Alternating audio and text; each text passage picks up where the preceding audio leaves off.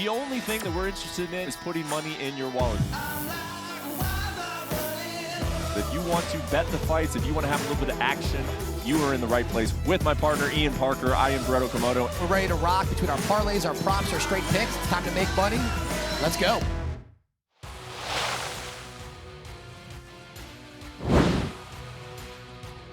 The UFC hits the road this weekend in Jacksonville, Florida, where it will have a featherweight main event between Ilia Topuria and Josh Emmett.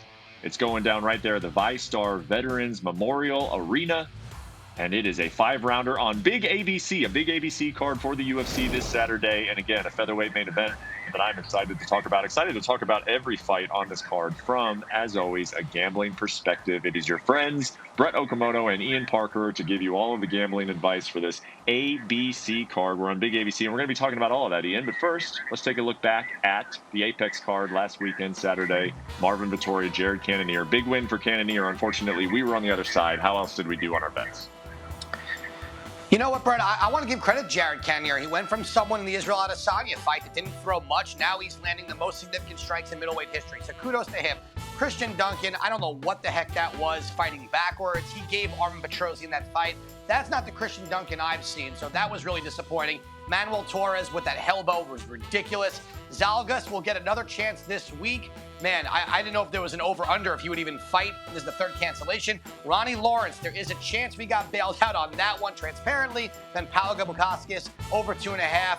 Very solid. That was easy. We hit our parlay last week. Was very happy about that. So let's make for the parlay 3 weeks in a row. Let's go. Yep, so kind of a little bit of a weird week here. We got hijacked by a no contest and then a fight getting postponed, but it did get postponed to this card, so we will talk about that fight again. And let's take a look at the main card. Again, man, find it on ABC. Do not be in the wrong spot here because, and don't be on the wrong time. This is a Saturday card. It's a little bit earlier, 3 p.m. Eastern, noon Pacific, this main card, 5-fight main card. A lot to look at here. Some guys with some high potential. You got number 5, number 9, Ilia Topuria, Josh Emmett, but then the co-main event also very interesting. Flyweight bout, Amanda Ribas, who's been on a little bit of a roll, taking on Macy Barber. Austin Lane is here after making 2 appearances on Dana White Contender Series over the last few years against Justin Tafa. David Onama, Gabriel Santos, Brendan Allen, Bruno Silva. Lots of fun stuff to talk about. And we will start with that featherweight bout. Ian Topuria. I mean, I am super high on Topuria, and apparently everybody else is as well, because he comes into this minus 340. You got Josh Emmett, who may be getting a little bit long in the tooth at this point, but this guy is cashed as an underdog a lot in his UFC career. Ricardo Lamas, Mirsad Bektic, Shane Burgos, Calvin Kattar. He was only plus 155 against Yair Rodriguez earlier this year, and now here he is plus 270 against Ilia Topuria? That seems a little high to me. What do you think about it? Yeah, I don't love that. I think it's a little, you can call it disrespectful if you want. Look, you're looking at 2 different people. You're assuming that Josh Emmett's on the decline while Topuria is on a rocket ship to the top of the division. But for me, Josh Emmett, I think, is really being undervalued a little too much here. He's got that one-shot knockout power. He's got good wrestling, good cardio. He went 5 rounds with Calvin Kattar. He won that fight. Granted, we thought he didn't, but technically, according to the judges, he did. For Emmett, his last fight against Yair Rodriguez, very bizarre getting caught in a triangle choke. I don't see that happening. And, that was I think only second time he's ever been finished in his career, let alone in the UFC. The other time was when he caught an elbow from Jeremy Stevens. Otherwise, he's never been knocked out.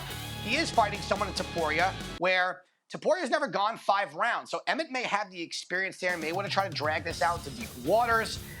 So that's got to be his thing. But Topuria, this kid's the real deal. We know he's got good wrestling. He's got crazy power. When he went up a weight class, knocked out Jai Herbert after taking a kick to the head and almost getting knocked out himself. Sky's the limit for Topuria. My only concern with him is cardio. We've seen him in the past kind of get a little slow in the 3rd round, but he improved that. We saw with Bryce Mitchell. It was all systems go. So for me, this is going to be more about who's going to make the first mistake. Does Topuria respect the power of Emmett? Because if he doesn't, he can go to a place where time doesn't exist as well. My pick's going to be a little bit different here. I don't think Topuria should be this big of a favorite. He should be the favorite. That's fine. But for me, Brett, I found a little nugget. Minus 165 for the fight just to start round 2. I think there's going to be a hesitation period. I think Emmett understands what he's dealing with. He's a seasoned vet with a good camp with alpha male. I think this goes a little bit deeper than people think. And if you want to be a little greedy for the fight to start round 3, it's plus 140. And over 2.5, you're getting plus 220. But I'm going to play it a little bit safer. Start round 2 at minus 165. Yeah, I really like that play because I agree with you. I mean, this Josh Emmett has experienced 5 rounds. Topuria, this is a big opportunity for him. Of course, he wants to shine in it, but maybe not come out super aggressive, ultra aggressive, not knowing exactly how those 5 rounds are going to go. Minus 340 for me, Ilia Topuria. Man, this guy might be a future champion, but I ain't touching that, man. I ain't touching that on a straight bet. I ain't even putting that in a parlay because of how high that is. Do you like any of these methods of victory here? Because, yeah, that minus 340 is just kind of absurd to me, if I'm being honest. I mean, look, if you're going to take a shot in regards to a prop, if you feel like you have to, I guess you go Topuria to win by TKO or KO at plus 165. To win by finish, minus 250. To me, that's even too high. I don't see him submitting Emmett unless he rocked him, took the back, and got a rear naked choke, which we've seen happen in any fight. Doesn't matter if you're skilled on the ground or not. So if you do want to take a shot, I guess that'd be the way to go. If you're feeling real crazy, you want to go Emmett to win by TKO or KO. We saw what he did to Michael Johnson. We saw him lay it on Shane Burgos a little bit. You got 2 guys with tremendous KO power, and we've seen in the past in the UFC, it doesn't matter what weight class. When that happens, it usually becomes a grapple fest, a clinch game. You don't want to take a chance. This is a big opportunity for not just Topuria, it's for Emmett too. Emmett gets a surprising win here. He's getting back to the top as well. This is going to be a fun fight. I love this main event. Yeah, it's going to be a fun bet, too. It's going to be a nerve-wracking bet because both these guys have finishing power for days. So it could end at any moment. But I do like it, especially I would maybe even get greedy, and I would take the over 2.5 or the start to 3 with a little bit of plus money because I do think that this is going to be a competitive fight and it's going to last a little bit longer. But we will see. We are taking officially Ian's pick, round 2 at minus 165. Let's go to the co-main event. 125 pounds, Amanda Ribas taking on Maycee Barber. The story's kind of been the same for Maycee Barber for a while. She wants to be the future. She believes she can be the youngest champion in UFC history. She's on her way now after stumbling a couple times, dealing with an injury. She's on a 4-fight win streak. Step up in competition here, though. Amanda Ribas has been pretty solid over her last four bouts. She has taken a couple losses, but they were against Caitlin Chukagian and Marina Rodriguez. What do we think about this matchup at flyweight, Ian? For me, you know what? I think the more well-rounded fighter is Amanda Ribas. I think she's the better striker. She's got judo. She has the better ground game. The only difference here is, can she handle the pressure that Maycee Barber is going to bring? If she can, she's better everywhere. The cardio's there. The black belt across the board in almost all aspects of martial arts. For me, I think, listen, can Maycee be a live dog? Sure. But for me, I don't love Amanda at that number. Before, when I did pick it before the show, she was at minus 190. So people are jumping on it. It's going up. I like Amanda Ribas to win, but you know what? Let's get the odds a little better. Let's go by decision. We've seen this with Barber before. Look, right there. Decision. Some, even the Miranda Maverick one, we don't think she won that one, but we know that she's a 3-round fighter. After she finished Jillian Robertson, she's been facing that tougher level competition. Ribas is tough, can get the fight to the ground and excel there. Let's go Ribas, and let's even go further by decision. Yeah, no, I like that pick. And did you give any thought to just taking the straight over? And I don't know, what is the juice on that? Is just the juice too high to take the straight over on this fight? Yeah, I believe, I'm glad you mentioned that. I think over 2.5 is floating around minus 210, 220, and it's probably going to go higher. So if you want to throw that in a parlay, I don't hate that. So I'm glad you brought that up. Now, here's the interesting part. If you want to take a type of method of victory, for me, I would go Amanda Ribas to win by submission. She could take the back of Maycee Barber where she gets her jiu-jitsu going. If not, the win by decision, you're getting even money on both ends. And Brett, let's have a little fun here. You want to go crazy prop? You can go choose fight to end in split decision. Is probably something ridiculous, but based on what the judges have been doing lately, it's not that crazy. Yeah, that is a bit of a fun one. I mean, we've thrown out there before that we should do like a draw of the night. Maybe we should start doing a split decision at night because it feels like there are plenty of split decisions on each of these cards. And then maybe it make you feel a little bit better if the judging is bad. It would give you a reason to cheer for it if it happens to go your way with a split decision bet. All right, let's take a look at the rest of the main card. It starts off with the heavyweight division. Austin Lane going to the city that drafted him once upon a time when he was going to the NFL. He's taken on Justin Tafa, who's had a couple first-round finishes. What do we think of this heavyweight bout? Look, Austin Lane's going to have height, reach, everything in that regard. He wanted the Contender Series to get back in. We haven't seen him in a while since he got knocked out by Greg Hardy. However, I think Tafa should win this fight. He's got the power. He's got better hands. He's durable. I think he wins at minus 175. All right, from there we go on to David Onama taking on Gabriel Santos. Onama trying to come back from an upset loss to Nate Landwehr. Santos, a 26-year-old Brazilian, as the favorite here, and we like the favorite, huh? You know what? I love this kid. His fight against Lauren Murphy could have went either way. He took it on short notice. He looked great. Now, we know Onama's got crazy knockout power, but we've also seen when the fight goes deeper into the rounds, his gas tank slows down. I think Santos is better everywhere. Minus 230 is a little high, but I like him to win this fight. May throw him in the parlay later.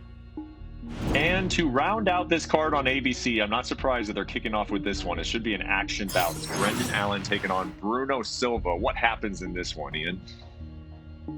For me, this is Brendan Allen's opportunity to cement that he belongs at the top. That fight against Andre Muniz was a thing of beauty. He was not expected to win. Not only did he win, he finished someone who's got crazy accolades in Brazilian Jiu-Jitsu. Bruno Silva, we know what he's about. He goes for the knockouts. Once he goes to the ground, he's supposedly a black belt. I just don't see it. For me, Brendan Allen, as long as you fight smart, you win and you move up, Brendan Allen all day. Let's go. All right, nice work there with the main card, and some kind of like weird Odyssey music that we were listening to during that main card layout, Ian. It's like we were kind of floating there around Jupiter or something. I was digging it though, and you gave us some good picks for that main card. Let's keep it rolling with the prelims that start at 11:30 Eastern time. Quickly roll through the prelims, and what were the picks we're taking here on a big prelim card here? We're going with what I like to call the ultimate litmus test at welterweight. I'm going Neil Magny over Phil Rowe. Rowe has been inconsistent even when he's won. Against Jason Witt, he was losing, had to come back. Against Nico Price, he started to fade. Magny doesn't fade. He showed against D-Rock, he still has it. We're going Neil Magny. Randy Brown over Wellington Turman. Turman is coming down in weight. I think Brown has got such potential. He's just got to stop being so lazy and be more aggressive. I think he makes a statement here. I'm going with the underdog in Rajabov over Rebecki. Tabitha Ricci, Jillian Robertson, this should be a fun fight. However, the difference here is Ricci on the feet, better on the ground. That should neutralize. We're going with Baby Shark. Zalgas, minus 200. It's high now. However, give this guy a break. Let him fight. We're going there. Trevor Peek against Mariscal, under 1.5. Emmers, Jack Jenkins, over 2.5 rounds. Tatsuro Taira, by decision, Brett at plus 250. The reason why Rodriguez has never lost by submission, I think that fight is a lot closer than the odds say. And last but not least, we're going to go under 1.5 in the Dumas Brundage fight. Now, I want to circle back to one of the more exciting guys on this card who's finally get a chance to have a full camp. We've seen him once before in the UFC. We saw him in the Contender Series. And that's going to lead into our prop of the night. I am talking about Trevor Peek. This guy knows no button other than go. He is full gas, everything like he's shot out of a cannon. He's got 2 hammers for fists. I think he gets this done by KO or TKO. All 8 of his fights have won inside round 1 by knockout.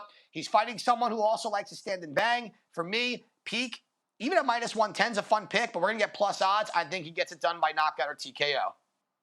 Love that, man. I can sense the confidence in this pick, and why not? Your prop of the night has been really, really great ever since we added it to the show. Okay, so let's move on to all the other orders of business, starting off with the parlay, which again we hit last week, and we're looking for 2 in a row here. So let's make it happen here in Jacksonville. Where are we going?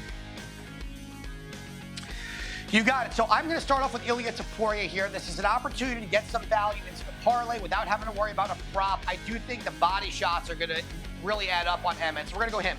Let's go Gabriel Santos. Let's add Randy Brown and not have to worry about a decision, submission, or anything. I think Tatsuro Taira might be the best prospect in that division. He's been so impressive, and at plus 269 on that 4-legger. Let's hit it again this week. All right. I said myself, I would not put Topuria on a parlay, but you feel confident there. He's going to get the job done in the main event against Josh Emmett. We will see. Let's go to the best bets here this Saturday. What do we got? Main event, let's go to start round 2 at minus 165. We mentioned earlier, if you want to get a little greedier to start round 3, you're getting plus odds. I just think that with both guys, the knowledge, the power, there's going to be somewhat of a hesitation, and both guys are wrestlers. This may be a little bit of a wrestling match for a little bit until someone lands. I'm going with the momentum of Brendan Allen over Bruno Silva. More tools to win. As long as he doesn't get caught and he fights smart, that should be him. Neil Magny, I still think he has it. Against D-Rock, we saw it. He won by submission, even after getting rocked. Phil Rowe, too inconsistent. I think this is too much of a step up for him. We're going Magny. I love this line with Tabitha Ricci. I think she should be minus 165. I know Jillian Robinson's coming down in weight. She's going to be bigger. Yeah. It doesn't matter. When it comes to the stand-up, Ricci's the better athlete on the ground. She wins. Now, Zalgiris was minus 190 when I picked this. This is up to minus 200. I don't love that line, but I still think he gets it done. I thought he beat Charles Johnson. I thought he beat Jeff Molina. His next fighter, taking on short notice, I'm going Zalgiris. And last but not least, I'm going with the hammer, Trevor Peek. There's your best bets for the week, Brett. All right, a lot of love for Trevor Peek on this week's breakdowns. And then let's get to our final bit of action here, our long shot parlay. Where we headed? We got some pretty insane odds on this one. I forgot what the number was until I saw it. Emmett Topuria to start round 3. Amanda Ribas by decision. Lloyd Rajabov, money line. Jack Jenkins, look, I think he's flying under the radar. I think he's a live dog here. Those leg kicks can really neutralize the wrestling. Jamal Emmers at plus 180. And then Tatsuro Taira, I think he can wrestle Cleason Rodriguez. Rodriguez does not have great takedown defense. He can hold him there at plus 250. Brett, I'm going to let you read off that number because if we hit that one, I think we're good for a little bit. I mean, look at the smile on my face. I mean, you give me 50 to 1, I start to get excited about that. 100 to 1, man. Now we're having a good time. Now we're having some fun, and I agree. Stranger things have happened than that lineup of wins that you just placed in front of us. So let's hit everything, man. Why not? Let's just hit the long shot. Let's hit the parlay. Let's hit all the best bets. Feels like a good week to do it on Big ABC. So enjoy the card.